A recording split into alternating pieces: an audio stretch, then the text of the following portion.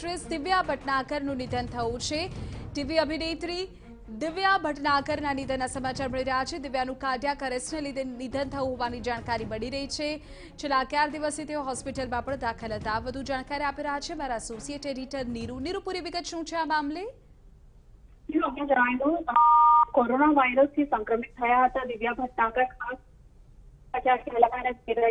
જેવા TV serials માટે Divya Bhatnagar famous હતા। છેલ્લા 11 દિવસથી તે તેમની ટ્રીટમેન્ટ ચાલી રહી હતી કોરોના વાયરસને, પણ તે હારી ગયા અને આજે તેમનું નિધન થયું છે। ખૂબ જ ફેમસ ટીવી એક્ટ્રેસ હતા દિવ્યા ભટનાગર। ये रिश्ता क्या कहलाता है तेरा याद मैं 11 દિવસ તેઓ જે છે તેમને લડત કરી કોરોનાની સાથે અને છેલ્લે તેમની હાર થઈ કોરોનાની સામે। આભાર નીરુ આ જાણકારી બદલ।